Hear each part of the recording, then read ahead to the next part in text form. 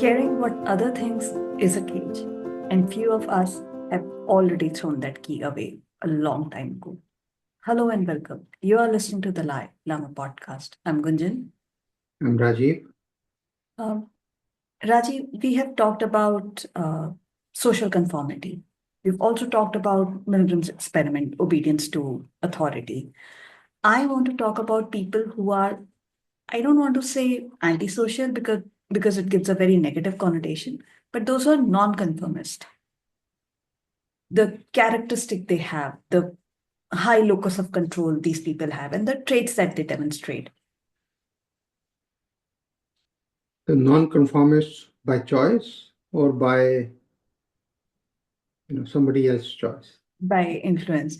Okay, so we'll go for the non-conformist by choice. Those who think, those who are authentic, and those who think that, okay, they don't want to be with shallow people, they want to be with authentic people. Rather than having 50 friends, they'll not have even a single friend, which Hmm. are tagged as antisocial people. It's not that they're bad people, they're antisocial. They're just looking for authenticity and not in Hmm. others, in Hmm. themselves. If they think that I cannot be true in front of this person, I don't want to be part of this group. I don't want to be there. Yeah, or if you cannot be true to yourself, then you would not be able to be part of uh, any group or any activity that you do not think is authentic. Yeah. So, yeah, coming to the traits that these people exhibit, the characteristic a nonconformist have. So I think the main thing that you would observe is that these people, you may call it a very thick skin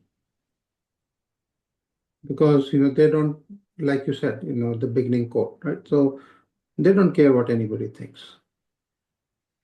And for people who have very fragile egos or very uh, you know are too bothered about what somebody else thinks, so for them this person will appear like a very thick-skinned person because they'll say, this guy or this gal or whatever, um, is very thick-skinned. No matter how many abuses you hurl at them or whatever challenges they face, they don't get bothered about this. So all the people are saying is that this person is not conforming to the expectation that the society has about being bothered about what I say or you say or somebody else says about them. I think that is one of the biggest trademark. But now the other thing is that on the other spectrum, the person may be a totally idiot, or a tube light, what you say, that the person doesn't even register that he or she is being insulted. So They it's a don't have very, that agency, yes. right. So the thing is that, this is very difficult to, these behaviors and traits, can be, when you observe them, you don't know what the underlying trait or personality is. If the personality is very grounded, very, you can say, the person is very intelligent and mature and everything, and then you say that the person is thick-skinned, then that means that the person is, doesn't care about what other people think. So, But if the Rajiv, person, yeah, here I want to take two steps back. We are just mm, talking very generic, and I want to bring in age group as well. mm, Like a 5-year-old will do what a 5-year-old is doing. And that's how mm, we compare that. Okay, they can write, they can talk, they can make sentences, they can. mm, Uh, so there is an age factor as well. Teenager, you really have that desire to fit in. mm, But then something strikes, then something happens, and then preteens, you yeah. just step back. And so, how age and your social circle and the culture where you are in, or maybe uh, you've traveled places, how does that contribute to build your own identity? Like, not saying as a non-conformist, it's like building your own identity, but how does that help, and how does age relate to it? Yeah, I don't know how much age relates. Well, age is mainly, I would say, at least in my observation, is more related to your experience and learning. Very You know, well a said. child, a child doesn't have that many experiences and learnings. So for them, the world is fresh, brand new. Every day is a brand new day. Everything they see for the first time is really for the first time they're seeing in their life. So That's as why we they're age, inquisitive. Yeah, that's why they're yeah, inquisitive and want to question. Yeah, curiosity and yes, the joy, the first time you see a butterfly versus when you see it 100th time. So the boredom sets in. The repeatability of life, takes a toll on you. I think the main thing what happens is that this is where I think the some psychologists can explain it better than what I would do justice. That during preteens and teens, there's that the what they call as rebel without a cause, or you that is a time when you as an individual want to stake your own identity. So you have a choice at that time. Do you carve out your own path, irrespective of what happens, or do you follow what they call as a treaded line? Most of us just follow the treaded line in life, in choices, and everything because we are too afraid to walk away from the hurt. so uh, people have labeled me as antisocial, and they call me that, you're a boring person, and I'm happy being a boring person. And then someone was telling me a story about striped animal zebra, that scientists were studying them, and they stay very close. They stay in a herd because they can camouflage. Hmm. And As a group. as a Yeah. group. So for predators, it's very difficult to catch them, and they're in a group. Now scientists wanted to study them, and they painted one of the zebra so that they can know exactly whose behavior they're studying. Now when a hunting season were there, or predators were there, they were They able focus. to set the target. Because that zebra stood out, he was killed. Yeah. My comeback was because it was not Zebra's choice to stand out. Someone Yeah. else made him do Like that. provoked or somebody else influenced. And that Like happens what we in have a political zebra. and daily life as well. No, people get influenced by others without understanding what they actually want to do. Yeah, I would take a slight course on that because it's like the zebra of this last 5 years, Mr. Zelensky, who got provoked and got into a war without understanding. But anyway, so yeah, the main thing is that yes, this is where the I would say going back to what I was saying. Are you non-conformist because you internally have a desire to define your identity and live by that versus somebody else provoking you or somebody else marking you like you said. Marking can also be not just influence, but it can also be a provocation. It can also be somebody, we in corporate we say somebody has volunteered on your behalf. Right? So that's what it is, that you are standing out not because you want to, but because of somebody else's actions or somebody else provocation or something else. So those are two distinct things. The second one is not non-conformist. That's more Yes, of sir. being played. So he's not a conformist. He's not even He a or she. non-conformist. Yeah, he No, or she. he or So she is an idiot. That's all. there's no term right now for them. So they're conformist, and then they're non-conformist, and then there are non-conformist who pretend Yeah, that they yeah. are They just want to out go of the. against the tide, and yeah, that's what we call as rebel without a cause. Rebel without, yeah, I know similar story. Anna Hazare aage badho, hum tumhare saath hain. Where is Anna Hazare now? We don't know. And then who all took that benefit from that political scene that happened in India is a Yeah, history now. yeah, But yes, yeah, coming to non-conformists, Rajiv, I remember you've written it in conversations as well that even when someone says it's free, it's not free. Everything comes with a yeah, cost. There yeah, is a hefty cost that a non-conformist pays. yeah. And But the question is that, why do we consider it a cost? Why is because the thing is that we consider being conforming to the society or the path that has been trodden, earlier. Deviating from that, why do we think, has a cost to pay? This actually is the language of conformists. The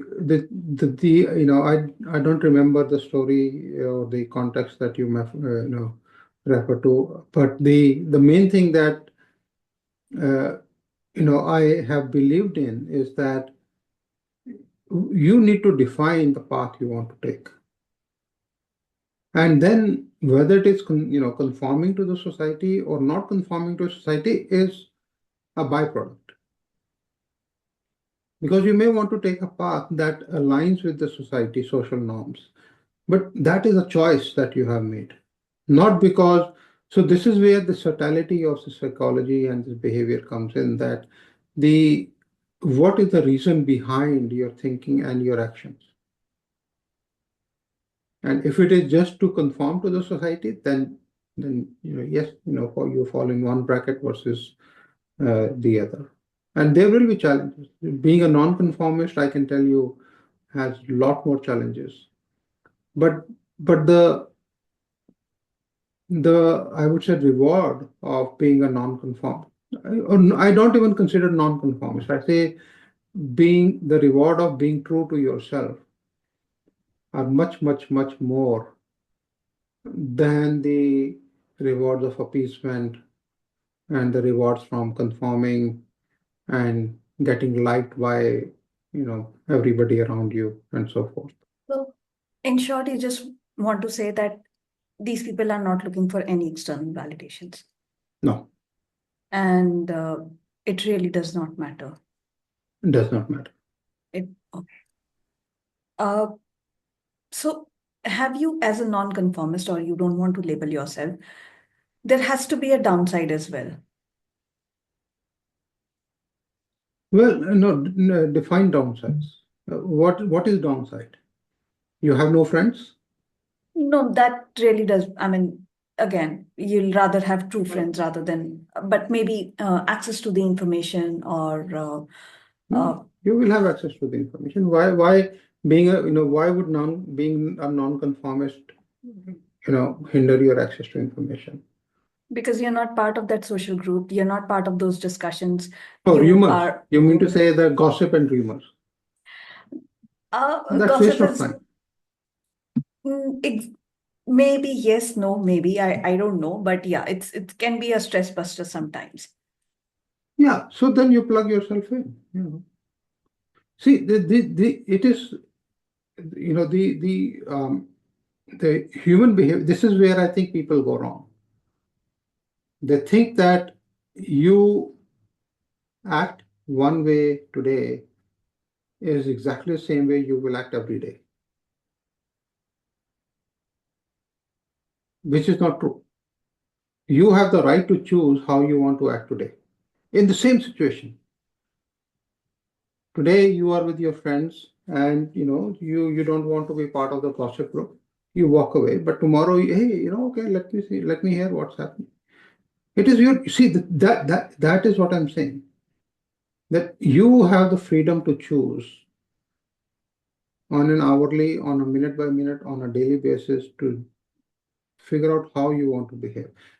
Yes, over time you will have a consistency of your behavior, but that itself becomes, in one way, that also becomes what you call as conformity. And I have observed it with myself. Today, I'm very hesitant to do something that I may have done 20 years ago. Not because I don't want to do it, but because, hey, I've been behaving this way for 20 years or 30 or 40, 50 years, whatever time frame. Now, how can I change myself? And how So does the it, question becomes that yes, you are not conforming to the social norms of society, but you are still conforming to something that you have laid out for yourself. And that also is conformity. okay, Rajiv, here's the thing. If you're in a group and you want to be part of that conversation, it's not always there that you'll agree to it. It's not always there that you'll disagree, but you might have a different opinion about it altogether. Hmm. Hmm. So the role of conformist here, that it's not that whatever you're saying, like what we were told as teenager, ki you just want to argue. Whatever elders will say, you just want to argue. And it was not an argument, it was a valid question that I had. The answer was that you always argue, and conversation was stopped there. So, as a conformist, as a non-conformist, as a non-conformist, how do you be part of that group and be part of a conversation? See, you raise a very good point because I think one of the things that we have lost the ability of is to differentiate between a discussion and an argument. And I've seen this, in typically where groups, where you talk about the conformity, where somebody has a narrative and everybody agrees to the narrative because without questioning it. And if you are saying, I have a different opinion, then you are a Hitler, a Nazi, or whatever, and they immediately jump to that, the last resort, the abuse and this thing. That's pathetic, I would say. And elders or seniors, shutting down the youngsters, saying, hey, don't argue with this thing. That is also stupidity because that means that they themselves do not know why they hold that opinion. They are simply recycling and repeating the opinion of others that they have Passing read through somewhere, yeah, passing through right? generations. So they are discouraging debate and discussion, and that immediately turns into an argument. So conformity and non-conformity is much more than just the point of discussion in a group. I would say the main thing is that what is the path you lead in life? Yes, you may have a different opinion of 10,000 things, but you still may be part of a herd. You will still live by the rules of the herd. That is conformity. Having a different, even in your own, let's say, even if people who are gossiping about somebody will have 10 different opinions of the same person. But that doesn't mean that they are non-conformist. That means that they are simply, they have a different vantage point, a different opinion, but they're still part of the same herd. They're still conforming to the gossipicity of the herd. And that itself, in one way, I don't think that itself defines whether you are conformist or non-conformist. It is much deeper. It is simply that how true you are to yourself. Does it come from oppression as well, Rajiv? Like, I want to understand the motivation for a conformist or for a non-conformist to stay like that. Is it a more sense of control on their own ideas, not another person, but it's more sense of control on their own ideas?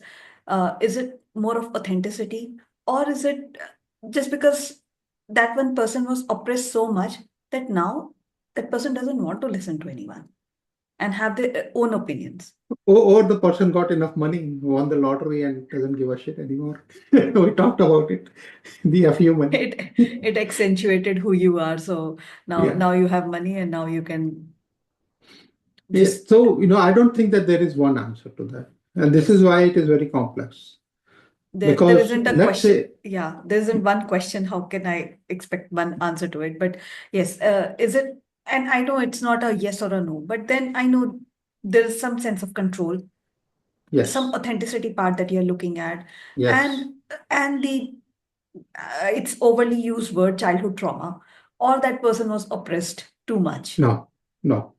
I don't think the oppression and all that has to do that. That is a rebel without a cause, not a non-conformist. Non-conformist is that the person, or the true non-conformist is a person who has identity, who has at least, um, I would say, clarity on at least some part of their identity. So Like you said, the let's say, for example, you are a child, you are growing up, and everybody around you is religious, and rituals, do this on Monday, don't do this on Tuesday, do this on, all that BS that we are taught without explaining to us why. And one fine day, you read some books and you start thinking that, why are these rituals here in this day and era? Let me find out why did they originate. Do these still apply or not apply? And then take a decision. Hey, this ritual, I don't think that I want to believe anymore. But this ritual, I think there is something goodness in this. Now, people may say that in some areas you are a non-conformist, but then they would not point out that, okay, in some areas you are actually being part of the herd. But the thing is, as I said earlier, that the key thing is that why are you doing what you're doing, or why are you not doing what you're not doing? As long as you have clarity in your own mind, then you're being true to yourself. Now, whether you are being conformist or non-conformist or this and that, those are labels that we apply to our behaviors and personalities.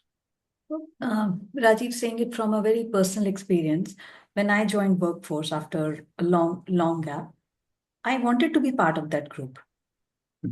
Once I was settled in, once I understood what it is, then I wanted to stand out. That, okay, what is being done, the way it is being done, is not the right way. This is how it can be done. So, yes, there are times when you want to be part of the group. Once you understand that group completely, then you make that choice whether you want to be with them or you want to have your own journey. You see, this is a very interesting point. Let's talk about it.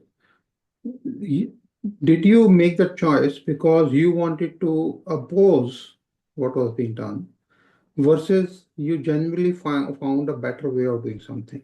Yes, that this was the right approach, is what I would Yes. say. So, So, so, so, so that answers the question, right?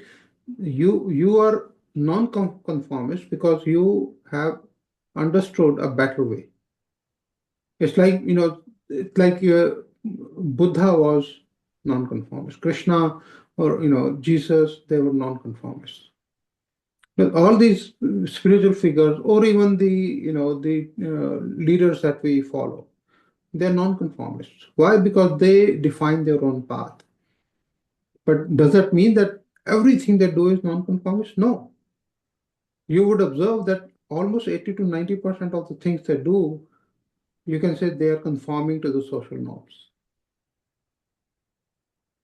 But why do we then call them as non-conformist? Because the reason behind their actions is not to rebel against the society, or being non-conformist for the sake of being non-conformist, because they became authentic within themselves and they defined their own path. That, I think, is the key difference. Like you suddenly, you when you observed that, hey, this is not, there's a better way of doing this. It was not that you wanted to be you wanted to be a non-conformist. You wanted to actually show a better way of doing something.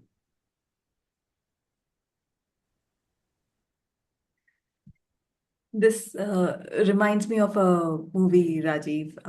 Just help me the person who was in this movie, Dead Poet Society, and Robin it's about, Williams. yes, Robin Williams, and it's the same, on the same lines, seize the day, not to. So Don't this was conform. don't conform, and then from social conformity to non-conformity to non-conformist. You had a better word, but I'll refrain. Thank you for such a brilliant discussion, Rajiv. Thank you so much for listening. To our listeners, do visit our website, thelielama.com, THELIELLAMA.com. Let us know if you want to come on our show. We'll be more than happy to host you. Closing lines from your side, Rajiv. I'll use one of the quotes by Robert A. Heinlein, one of my very favorite authors. It's a long quote, but I will just use one piece of it, or the starting line of it. And he says that I am free because I know that I alone am morally responsible for everything I do. Very well said. We all are alone and morally responsible for what we do. Yes. Keep listening. And thank you.